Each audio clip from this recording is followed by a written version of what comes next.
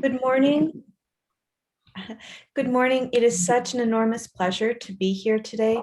If you haven't already, there's some folks have put their names and their greetings in the chat and tell us where you're coming from. It's delightful that we have people from so far away this morning.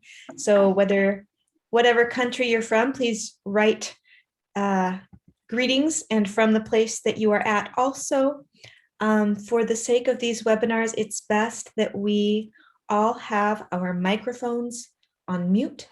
If you have a question, I hope that you will put that question into the chat, and then I will periodically check the chat and go back and answer all your questions. I have a lot of information to share, and because I've got so much information, I can't stop continually, but I do want to answer any thoughts or wonderings or curiosities that you have about the material that we're looking at this morning. And first, just to say welcome. I'm so pleased to see you all here. I wish I could see your faces. So if you feel like you can turn on your camera just to let me see your presence, and it will less feel like I'm in a room by myself. But if you don't have that technology or it's not happening today, that's fine. So my name is Heather Brooks Denton. I am on the West Coast of the United States. All right, I'm starting to see some faces. That's fantastic. I'm on the West Coast of the United States, which means I'm north of California in the state called Oregon. The reason why I am here with you this morning is because I am a career language acquisition educator. That means from the very beginning, when I started as a young person, I wanted to teach language acquisition. So, and I think many of you probably are exactly the same. Got some more things in the chat here. We've got Moldova and Macedonia. Can the first webinar with Heather be rewatched? Okay. And from Greece. Wow, this is exciting. I'm really super happy to see that there's so many people from so far away. As I'm going to be giving a lot of information, I think that as a professional, we all want to know what credibility the source of information is coming from. Who am I and why am I in front talking today? A long time ago, I took a bachelor's degree in Spanish and literature, language and literature, and then also applied linguistics. Linguistics is the area in which in the United States, language acquisition is studied. And then I subsequently have a master's degree in teaching and language acquisition. And since then, because that master's degree was about 20 years ago, I have taken a lot of coursework in bilingual education, cultural and ethnic diversity in the classroom, and a lot of strategies about cultural responsiveness in teaching, because given the opportunity to teach overseas, one will learn that you simply can't take culture and teaching and separate them because of complicated reasons that we don't need to talk about here, but culture and education are almost inextricably linked. And then that has an extra complication with how our brains learn. I have postgraduate work in bilingual education and literacy, 20 years of teaching, and currently I am employed by the federal government to work with underserved families here in the United States to improve the rates of graduation among young people who have come to the United States with their families in order to do agricultural work. I very much specifically wanted this job, so it's an enormous honor for me to work with this population. And then outside of my work here in the United States, I have been fortunate enough to work in Russia, China, and the Caribbean, as Lutzina mentioned. And I look forward to further teaching overseas. So this is how it's happening today. And last fall, I was teaching in Colombia, and that was delightful too, because Spanish is an area of study of mine. Today, what we're going to be doing is we're going to have a quick review of what we did last time, which was something called the Mood Meter, which is a social and emotional tool that is exceptionally linguistically rich. And so it gives lots of words and is a very good tool for the language learning classroom. And then I will jump into something called Metamoment, which is another social and emotional tool that is it could potentially have great use in the language learning classroom. My only regret is that with a 1-hour webinar, I know I'm not going to be able to give demonstration about what this looks like in a classroom as much as I would like to. And finally, there's a mnemonic device called Ruler that we're just going to review very quickly. And all of the information that I'm presenting to you this morning, this is all research coming out of Yale, which is one of the most prestigious universities in the United States, has a very strong reputation for academics, rigor, and also research and being on the cutting edge of new results of new research. So it's not something that I've developed myself. It's something that I have taken that already exists and has all the work behind it, and I'm presenting to you this morning. All right, just checking in there at the chat. One of the first things that I would like to do is I'd like to present some of the publications so you can see why social and emotional learning, or not, if not why, that social and emotional learning has come to the forefront in education as a very important and relevant tool to the performance that we can hope to get from students here, in education in general. So this article from a publication called Edutopia, 3 practices teachers that can use every day. If you're interested, I can absolutely send you the links to all of the publications that I am showing. We're not going to go through them. We're just going to review and see. This is a topic that is quite hot these days. Here's another one, Getting Started with Integrating. SEL is a shortened version for social and emotional learning. Getting started with integrating social and emotional learning into lessons. And it talks about how the pandemic has been very hard on students. And so social and emotional learning is more relevant now than perhaps ever, as everybody is kind of coming out of a kind of trauma from being locked down for a year. And for some people, that trauma is going to be bigger than others. And what we've seen is that one's level of wealth oftentimes will indicate how serious and difficult this trauma has been. So this website, it's called CASTCEL, and it's about using social and emotional learning in the classroom. And I wanted to just run through and give a justification for why this is an important and relevant topic. Decades of research and studies demonstrate that the benefits of social and emotional learning, improvement in students' social and emotional skills, their attitudes, their relationships, their performance, and their perceptions of classroom and school climate. So one of the most important things that a teacher or a school can leave with a child or a young person is a desire to continue learning and to associate positive feelings towards learning. I'm not sure about how it is in Poland, but I'm not sure if we've reached that mark in the United States. I wouldn't say that most young people associate positive things to learning, unfortunately. Long-term improvements in students' skills, attitudes, and pro-social behavior, meaning their ability to behave in ways that results in more friendships and more relationships, and academic performance. Also, social and emotional learning decreases anxiety in students. It decreases behavior problems. And according to this research, it also decreases substance use, which is to say alcohol or drugs. And then also, because everything in the United States is about money, they have to include that it has something to do with the dollars as well, which I think is funny. There's an awful lot of publications and research about social and emotional learning. This one has to do with social and emotional learning interventions, an analysis of follow-up, and this is a video of the man who actually originated social and emotional learning. I'm not going to play the whole video, but just a portion of it.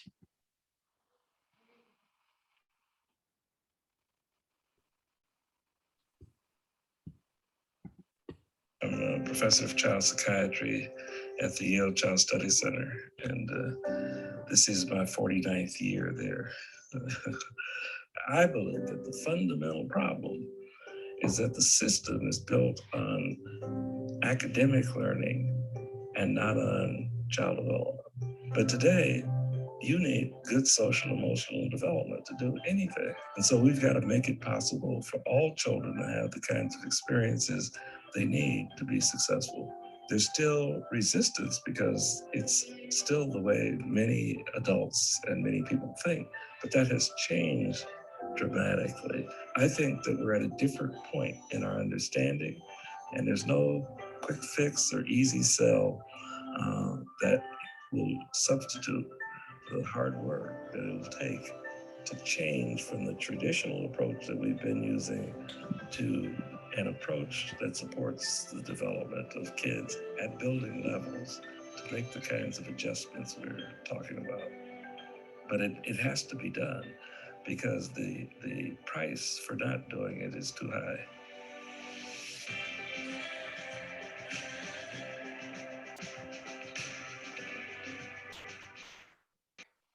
Okay, so going back to our presentation. So what Dr. James Comer is saying is that social and emotional capacity is like a building block to being able to learn. So when students become frustrated or they can't manage their emotions, they can't access learning, because learning is something that is a higher brain activity. But if they're stuck kind of in their lower brain where they're responding emotionally to things, they're feeling frustrated, they're feeling inferior, they're feeling fearful, then the learning can't happen because they're stuck in a lower part of their brain stem than the front part, which means that they're all of their needs are taken care of and they can move forward. So last time I was with you, I introduced a tool called the mood meter. And I can't remember if I spent any time talking about this or how much time. I know I had a video for it, but because I want to integrate some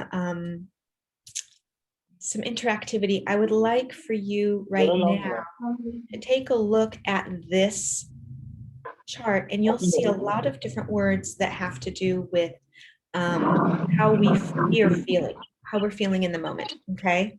And I want you to type in a word that is appropriate to how you are feeling right now.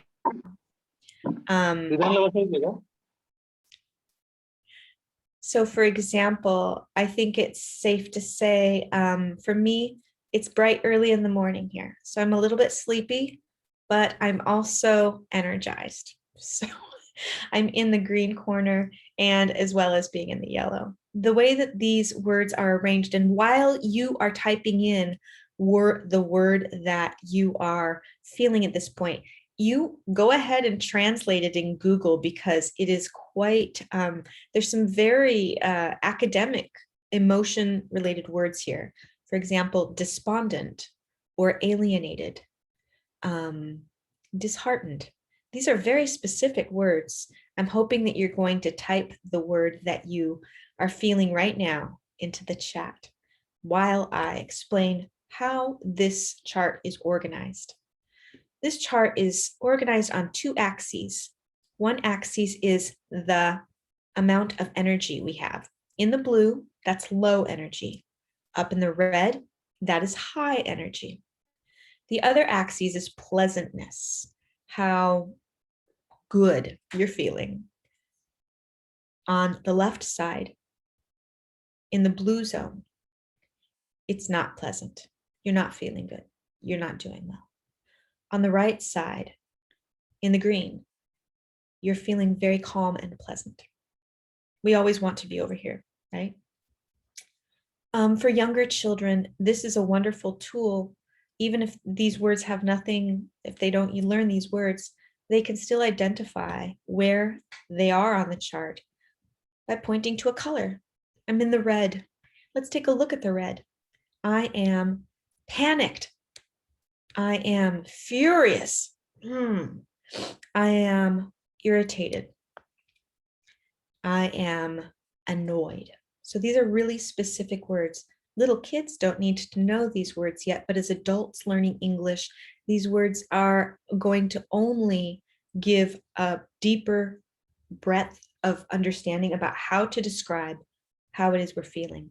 So far, nobody has put a word in the chat about how they're feeling. So I'm going to be patient and encourage you to look more closely at the chart and see if you can find a word that describes how you are feeling right now as I continue to unpack this.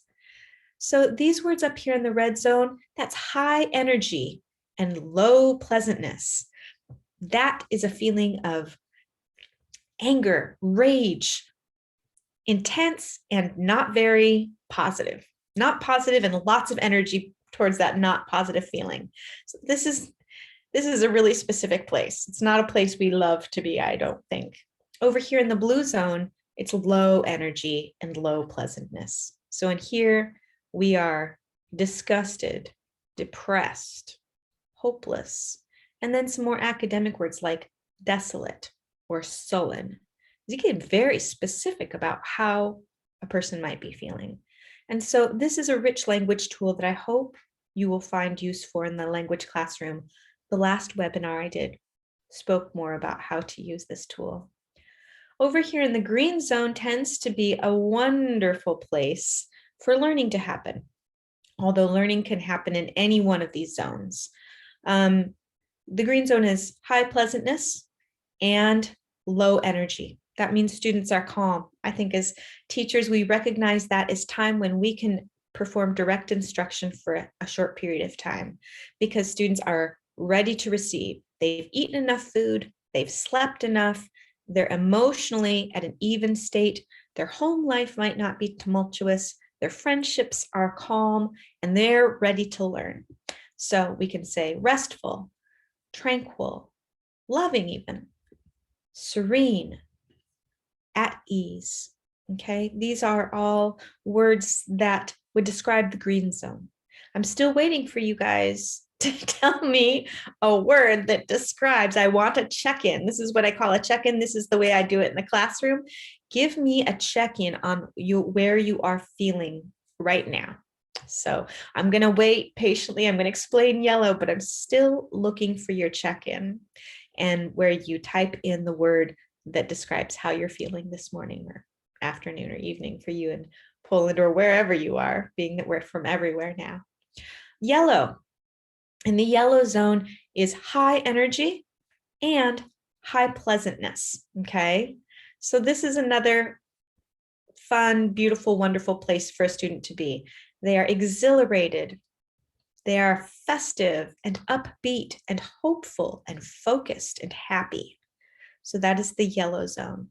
Please type into the chat a word that describes how you're feeling during this webinar. Please, I'm going to be so happy to see those of you who are courageous to type a word in about how you are feeling. Let me just check in the chat to make sure.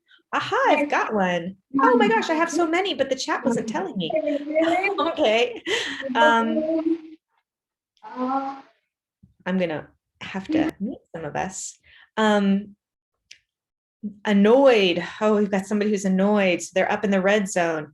Motivated. Motivated seems like it would be green or yellow zone. Excited and focused. Fantastic. Enthusiastic. So enthusiastic is over here. Isn't it in the green zone? Or no, it's there we go. Squarely in the yellow zone, enthusiastic. And motivated. That's fantastic. But we do have somebody who's over here in annoyed. So where is annoyed? There we go. It happens. It happens to all of us. Focused. Fantastic. Focused is a good one. Isn't that in the green zone? Focused. Nah, there it is in the yellow zone. hopeful. That's a good one. Also in the yellow zone. I'm so glad to hear that some of us, that we're in good spaces for being. And one of the things that this check-in does for students, you can do this at the beginning of any class, and I have to move fast now because I'm using too much time, is it gives permission for students to have feelings that they bring to the class. And then also recognizing that all of those feelings are useful for learning. And that's what I'd like to focus on now. Each one of these areas is useful, helpful, and beneficial for a certain kind of learning. And now I'm going to show a short video about what I've just said. Here's the graphic about it. Red energy is a very good time for, we've got protest, debate, and basically doing things which require a lot of energy and kind of a critical point of view. The blue zone is very low energy. It makes us good at empathizing with others, listening and hearing, and it also makes us good at doing editing work on our writing. Okay, we're calm, but we're not feeling the most positive. Green is I don't know how that little line got there. Green is not a lot of energy, which means really good time for very complex topics working in a group. So as we see here, a group looking at the double helix of a DNA. If you're low energy, but you're feeling good, that's a good time to work with others. And yellow, high energy and feeling pleasant. We've got a young woman doing a project, another person doing some sports. And so I love the way this can be adapted from anything from kindergarten up to, adults. For kindergartners, you can just ask them which zone they're in. And for adults, you can get them to use that academic language. Let's watch the video. Uh-oh, it appears that I have not attached the video to this one, which is fine because I'm a little bit running out of time here. We might be able to go back for that later. So what we're doing today is actually the information that I'm sharing with you is from the Yale Center of Emotional Intelligence. I'll go back here and see hopeful. If anybody else wants to put their words in there, go for it. I'm gonna, we need to be muted, everybody. Please, everybody, make sure your microphones are off so it's not distracting for others. All right. The Yale Center for Emotional Intelligence is the organization where this research is coming from. They have created 4 different tools. One is Ruler, which is a very basic tool. Mood Meter is the one that I was just introducing. Another one is called Metamoment, and that's what we're working on today. And then there's another one that is more complicated and really very much more, it's pretty detailed. Mood Meter is pretty easy to understand. Metamoment is what we're going to look at today. And yeah, I'm again encourage you to put your questions in the chat. So Metamoment, what is it? And I'm going to show you this short video. The Metamoment teaches both children and adults to prolong the space between that trigger that we all have and our reaction or our healthy response. And it's a 6-step process that helps kids first identify their triggers, like what is or are those things that trigger you. The second is, how does that trigger affect your body and the way you think about the person or yourself in the situation. The third piece of the Metamoment says, let's pause. Let's not react. Let's take that breath. Let's build that space. The fourth part of the Metamoment is called your best self. And we have found in our research is that when you can teach children and adults to think about their best self, meaning I am a professor who is caring and compassionate, I'm a parent who is loving and kind, that activation of your best self helps you to choose more effective strategies to then move to step 5, which is the regulation of emotion or strategizing. That instead of using negative self-talk, you use positive self-talk. Instead of blaming, you'll start reframing. Instead of yelling and screaming, you'll do problem solving. And the final step is that successful interaction in that process. So it's this process that we help people go through to really help them manage emotions more effectively and build relationships as opposed to destroy them. Okay, so that is the man that has done the work and the research behind what it is that I am presenting today. So going back to and it was fast and there was some complex language in there. So I'll take a moment to speak more to what is this thing called meta moment. I'm sure you know what a moment is, right? It's a short period of time. And meta is when you step out of a situation, you step above it, and you look at it from a very different perspective. This is a chart showing the steps of this concept of a meta moment. The purpose of the meta moment is to teach kids, or anyone really, to understand what to do when something very bad happens and how to manage the emotions around that. It can be very helpful in the language learning classroom to help kids access a place mentally where they can learn foreign language, or English in this case. We have all had it happen as teachers that a student will come in and something outside of the classroom has put them in a very frustrated, angry, sad, or just a very emotional space. And when they try to learn, they just can't. They're preoccupied. And so, as a teacher, there's nothing we can do to change their emotional space except for to help them to change their emotional space so they can learn. And that is the purpose of Metamoment. So we start here. Step one, something happens. Something happens that causes us to have emotion. And that's number two. Our heart starts to beat fast, our brain, maybe our stomach, maybe our throat. And the next step is to teach ourselves to stop. Something has happened. We have a lot of emotion and we need to stop and just not react in that moment. And so step number 3 is the most important part. If they only make it to step 3, they're doing much better than many people. Once you've stopped, the next step is something that will be, maybe I'll need to explain, to see your best self.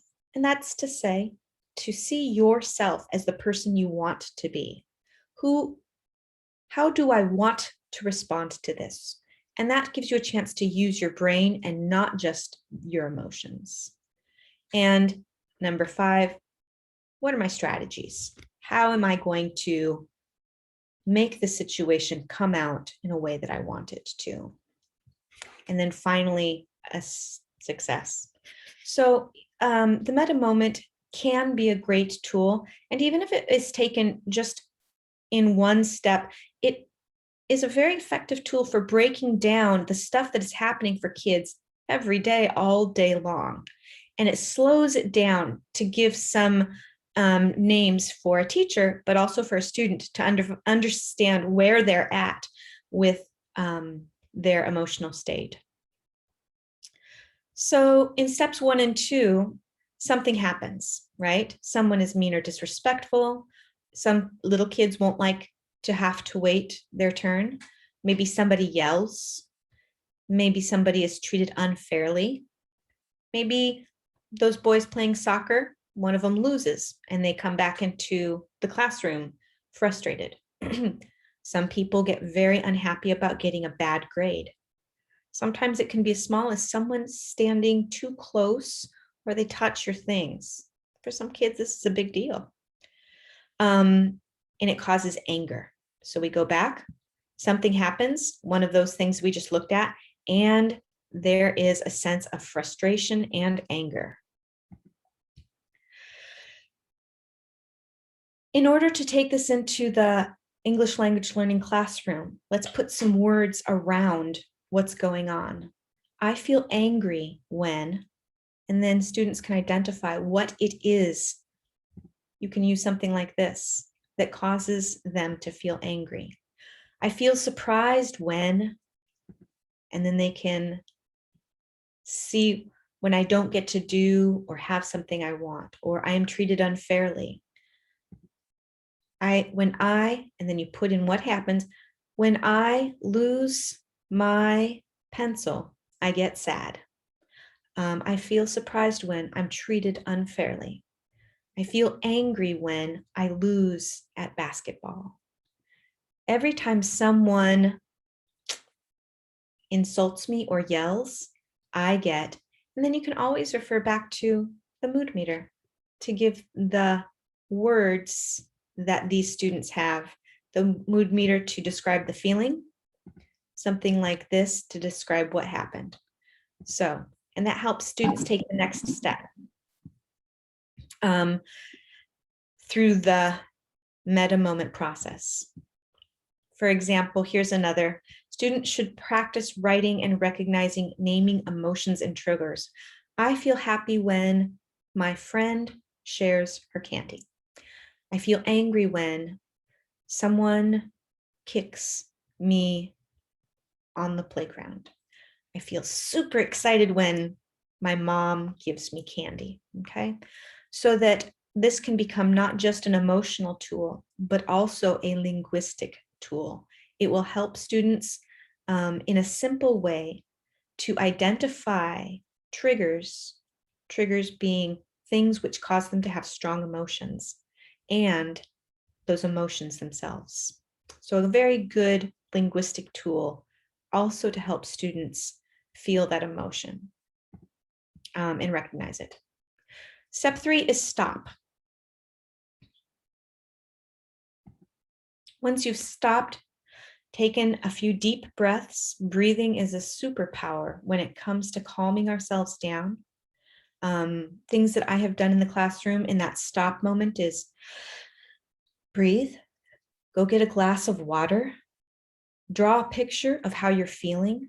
It really just depends on the age of the person you're working with, right? Draw a picture of how you're feeling right now. I've gotten some very interesting results with that from early elementary students because they can't find the words. So they just draw a picture. And then the next step would be to see their best self. Now, this is complex. This is perhaps the most complex. I'm getting a question or a comment here. This idea of Metamoment is quite interesting. It does not only help learners express their feelings and emotions, but it also boosts the learners to use language and context to talk about their emotions, so it develops cognitive, emotional, and linguistic skills. That is the biggest compliment I could have gotten all day. That is exactly what I'm trying to do here, is to move students forward, not only socially and emotionally, but also linguistically.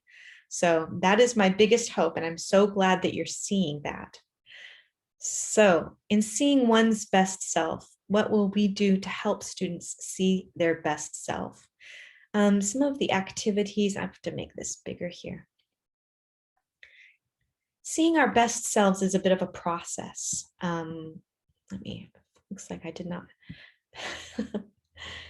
proofread that.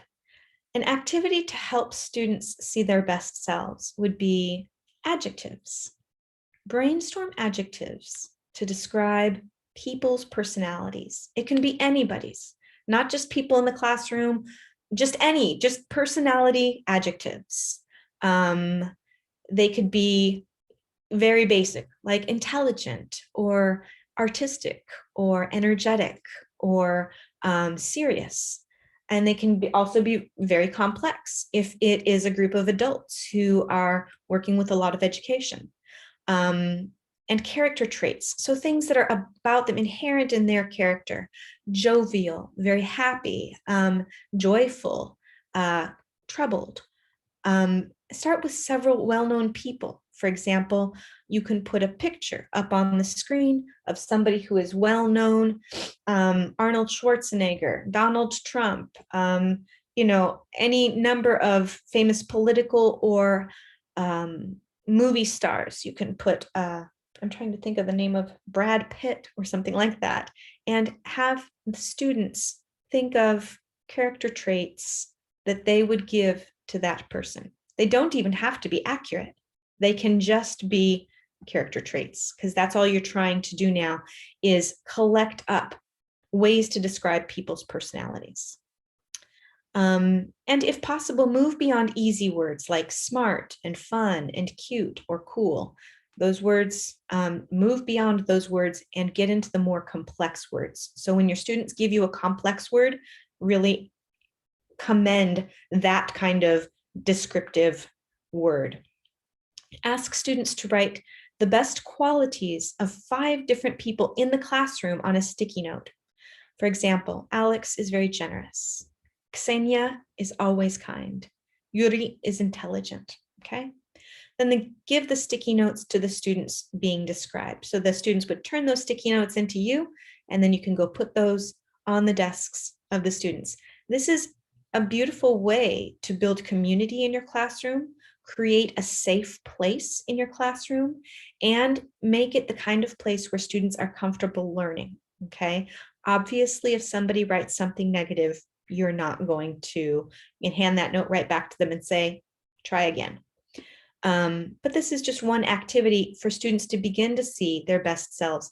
The next step would be for students to select which one of those character traits they want most to have. So maybe someone says Alex is generous, but Alex really wants to be intelligent. And so that's Alex trying to find his best self. What kind of person do you want to be in life? That's another thing that you can do to help students see their best self. You can see over here is a drawing. The student has drawn a picture of the teacher. I'm Miss Sally. And then the student has drawn pictures of the rest of the class. Seems like they're pretty happy with Miss Sally. And this student is, looking for her best self or his best self, and she or he is writing words that describe who they are, okay? Thoughtful, responsible, strong, mindful, brave, creative, clever. So these are all wonderful words that this person is using to describe themselves. So you can ask students to finish these sentences. I am the kind of person who is thoughtful. I am the kind of person who is brave. I am the kind of person who is hardworking. The best part about me is that I am. This is so delightful. People love to talk about themselves, and they like to say good things about themselves. So we're just giving students the words to be able to do something they already want to do.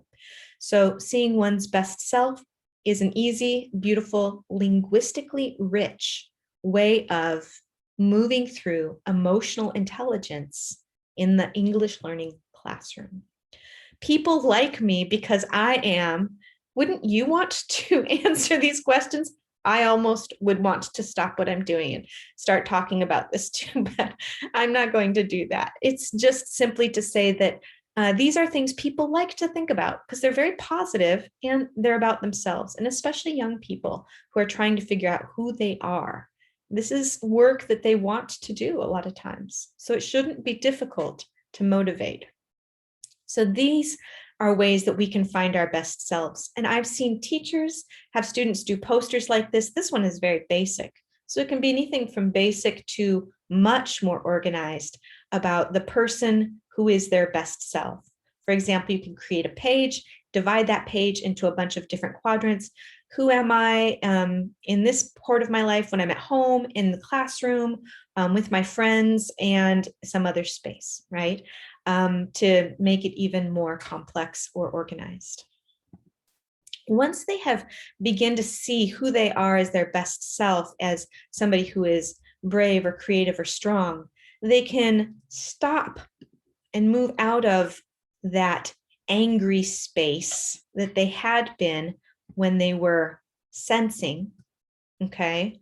And they can start to figure out, okay, how am I going to handle this frustrating situation? So now we will talk briefly about strategies for calming oneself down. student strategies for self-calming. And these are things that you can move through in the classroom. And students will need to identify 2 or 3 of their preferred strategy for self-calming. Like I mentioned, I know lots of kids who need or like to draw. My upper elementary kids sometimes will want to write. They will want to write and tell how they're feeling. You can't get more academic than that. Some students will need to take a break and use their body. I built a very strong relationship with a student a couple years ago, that when he discovered that I would let him walk through the hall in order to calm down, he decided I was the best teacher in the entire world. And I was thinking, gosh, that was pretty easy. Obviously, he had to be trusted to do something like that without causing problems. Practice deep breaths. This is something wonderful to teach. It is something even our military use in order to calm themselves in stressful situations. So it's not a small thing, knowing how to breathe and teaching students and children how to get back into their body. It's not just for yoga masters or other people. This is something that we can use every day to breathe deeply. Sports is also a good way for students to calm down. Some students really need to go and have that vigorous physical activity. Listening to music. I've seen classrooms here in the United States where there's actually a place where students can put some headphones on and they'll listen to some music. The teacher sets a timer and gives them that time to calm down, 3 minutes or so, just to listen to a song or two. And that has been a great tool for some students. Some kids, reading calms them down, puts them into a different headspace, and really helps them. For some kids, it's just playing, going outside, and that gross motor coordination, using their whole body. Stretching, getting into your body, gets you out of your head and your heart. So anything you want to do to use your body is very helpful for self-calming. And as I mentioned before, getting a drink of water. So in terms of finding strategies, I think that helping students identify their favorite ways to calm down, asking them, how do you calm down? And because we're asking students to learn more, I would use a translanguaging approach here. That means using the first language to access the second language. Translanguaging means they'll use the language they use at home or on the street in order to talk about something that's more complex, like how to calm down. That's called translanguaging. This is not like back when I was in school for my master's degree, I was told students should never use their L1, but there's been a change with that. And now it is considered a good tool to help students to reach higher levels of learning, to be able to rationalize and think about the material in their first language. And how can teachers make it easy for their students to find ways to calm down? So here in the United States, teachers are beginning to focus their classrooms not only on group work, which has always been something that is something students love and can be productive, but also to have places in the classroom, especially for young kids, for them to go calm down. I don't know what it's like in Poland, but I know here in the United States, we're seeing students who have a difficult time regulating their bodies, their emotions, their feelings. And if they can't regulate their emotions and their bodies and their feelings, how are they going to learn? They're not even safe in that moment. When I say not safe, I mean some students will fully throw themselves down to the floor. It's not typical, but it does happen for students who don't have a good grasp on their social and emotional regulation. Strategies for regulating. So we're continuing on here. We're still in this strategizing quadrant of the activity for adults and older students. So as I mentioned, speaking in the first language in a small group about the strategies to regulate oneself. Check my time here. First, Then students can make a short verbal presentation about their preferred strategies, either in front of the class or as a video. Will it be in their first language or their second language? If you're in an English language learning classroom, encourage and give framework for them to use English if possible. Maybe they only stand up and say one sentence. In order to calm down, I like to play basketball. In order to calm down, I like to listen to music. In order to calm down, I like to go outside and play. So that students can start thinking about this, about their own ways of calming down. For younger students, that was for adults and older students. For younger students, the students can demonstrate these self-calming strategies to each other. Perhaps they go up to the teacher. I'm imagining students are sitting in a group.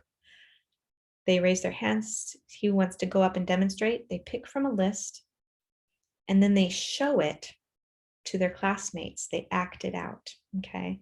So for example, go get a drink of water. And the student acts out going to get a drink of water, right? And that way, if they're not able to identify these strategies to calm down, the teacher can provide them, but the student can really provide them to the rest of the class through acting them out. Then students can also draw. They can create kind of a little artistic graphic organizer to draw some of their favorite ways of calming down. And during community time, which is something that's typical in the American classroom, and I don't know about the Polish or Tunisian or Egyptian classroom, the teacher can demonstrate new strategies. This would be a good time to talk about how to breathe in a way that will calm us down. I'm going to go up to the chat now because I'm curious to hear. Oh, good. I'm getting some positive feedback. I really appreciate that. That's always good to hear. So we have come through strategizing, and hopefully we've given tools to that young person to be able to move through this meta moment, so that when someone yells at them and they feel fearful, angry, frustrated, sad, whatever it is, they can take a moment and stop. And in that stopping, they can see that best self. I'm brave, I'm creative, I'm smart, I'm strong or responsible. And then they can take that deep breath. They can go for a walk, they can get a drink of water, they can draw a picture of what they feel like inside in that moment. They can write, and then figure out how to solve what happened up here. So that's meta moment. We're getting close to the end right now. It's 8:51. I want you guys to put your questions in the chat, okay? At this point, we're getting towards the end. Ruler is a very simple concept. It's almost nothing at all, but it might be helpful for remembering what it is we're doing in social and emotional learning. Ruler is an acronym for the 5 skills of emotional intelligence. What we're ultimately trying to teach students to do is recognize their feelings, understand their feelings, label their feelings, express their feelings, and regulate so that they can be good learners. And so that's a really important one. That regulating is what's going to put them into the space of being excellent learners. And that's the reason why we're doing this is not let's talk about our feelings just to talk about our feelings because we feel like being touchy-feely. We're doing this to create better students who are more ready to learn and also who are more capable of successful relationships. So Ruler is just a tool for teachers or for students to use to remember what is it we're trying to do here.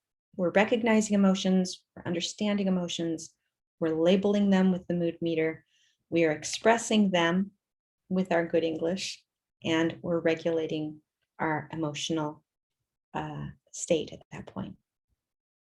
Looking for, oh, I got a question in the chat. What's it say? Share my email. Okay. I can share my email. I'll put my email. I think I have it actually right here on the next slide. What a perfect time for a question. And I'd like to read this beautiful comment from somebody whose name I do not want to say incorrectly. So you'll recognize what you wrote. It's quite smart considering the emotional side of the learner as having socially, emotionally balanced learners helps build a community, yes, of efficient learners, yes, but also prepares for efficient citizens, yes. I love that I'm hearing this from you because I can tell that you're you see the value in what it is that we're talking about today. As regulating learners' emotions is one of the toolkits of building individuals who will be able to fit in a multicultural society or any society. To deal with different situations and to be capable of solving problems and creating real-life classroom scenarios, regulating emotions is a kind of building life skills. Yes.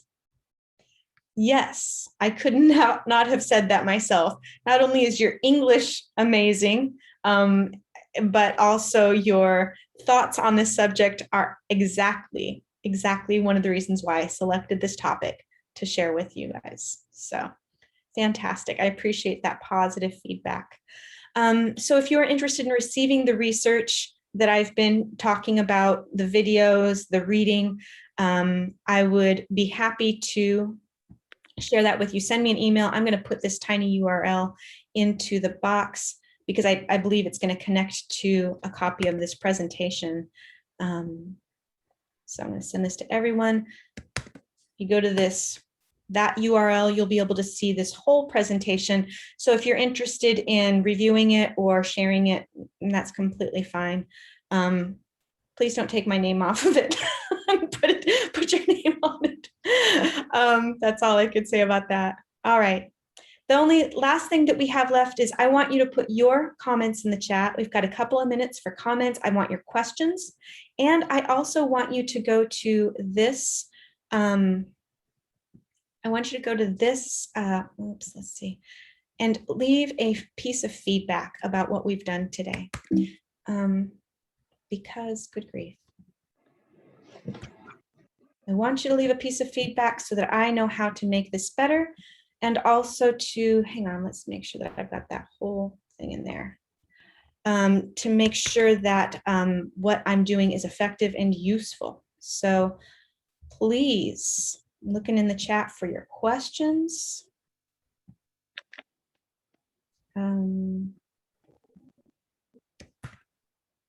All right. Heather's next webinar will probably take place at the end of June, discuss date, near future. And my next one is actually super helpful. I'm getting a lot of very good feedback from the one that I'm going to be doing next. Look at that. Somebody called me Dr. Heather. I'm not a doctor, but I have been thinking about getting my doctorate. So this, folks, please, I implore you to go and I'm going to put this up here, fill out a feedback form. Very easy, 3 questions, not hard at all. I learned about Metamoment. I learned how to integrate social and emotional and after this webinar. And then you can put your comments. These comments are going to be super helpful for me in terms of showing the people that I answer to whether or not the material that I'm sharing is useful. So any questions at this point, if you want, you can turn on your mic and ask. We've only got a couple of minutes left.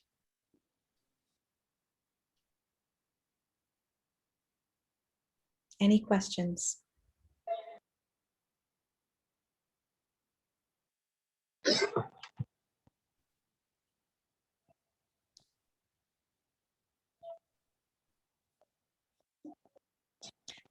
No questions. All right. The next the next webinar has been put up in the chat. So if you're interested, oops, that one is for another person. And then I guess I'm going to be doing another one at the end of June. Thank you so much for your kind words. And please, please, please go and fill out the feedback form. Super quick, super easy. You can do that now. Hopefully you got my email address. I can go back and show that to you. Lai. So the email address is right there. I'm not sure if I'm sharing my screen right now. Let's make sure I'm sharing my screen. There we go. There's my email address, everybody. If you've got no questions, please just go fill out the feedback form.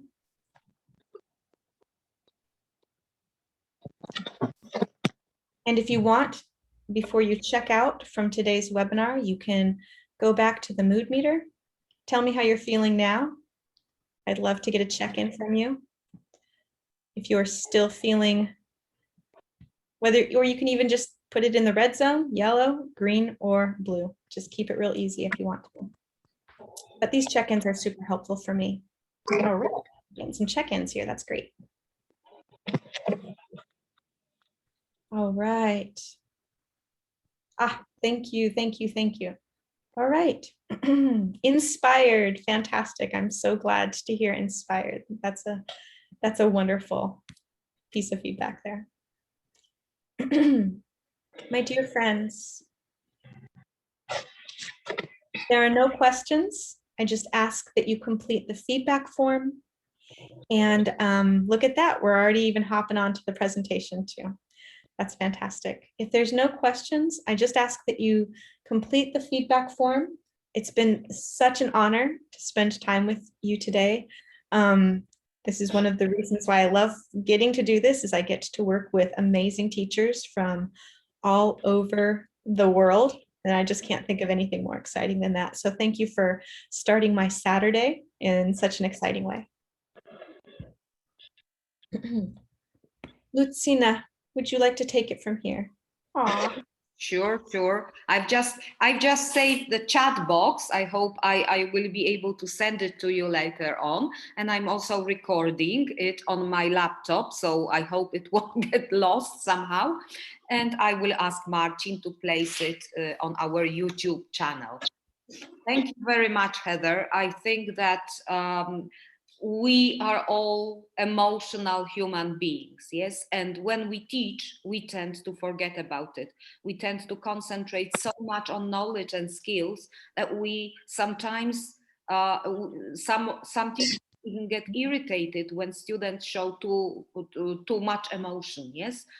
And you have just reminded us today that both we teachers and our students have these emotions, and we should be first of all aware of them and try to work on them in a beneficial way so that they help us learning rather than disturbing us to learn. So yeah, we all appreciate your webinars. Yeah, understanding our emotions is just another opportunity to learn. So rather than being a block to learning and being an annoyance in the classroom, they can be a powerful tool. So that's what I hope that we will be able to do, is turn those emotions into tools for further learning. Thank you so much for the opportunity, Lucina.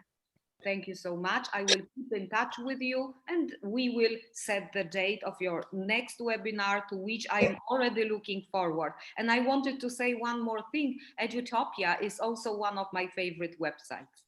Isn't it got good stuff?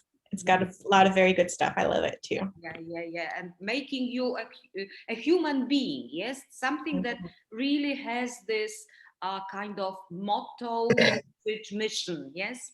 Yes. Absolutely. Absolutely. Okay. I'm going to stop sharing. Oops, we've got some more things in the chat. Some kind words, it looks like. If you feel, participants, if you feel like showing your faces, then it would be nice. I could take a screenshot, so we would have a picture of all of us participants in this webinar. So if you don't mind showing your face, then show it. Yes, and I will also send it to Heather. You are all so beautiful. Please be bold and be strong and show your face so that I can know that you're present. Thank you for being courageous, Svetlana And I would say Jihan is, Yes, it's Jihan who wrote the good. comments. Yes. Yeah, Thank you for this insightful presentation, Heather. your commentary was amazing. Thank you for your feedback. Thank you. Thank you. Pradeep, good to meet you. Thank you for being bold and brave. Other people are not that brave, but they are with us, so we all appreciate them being with us. Okay. Whoa. I don't know what happened there. See you all next time, I hope. Yes. Okay. Thank you. Goodbye, everybody. Bye. Bye. Thank you. Goodbye.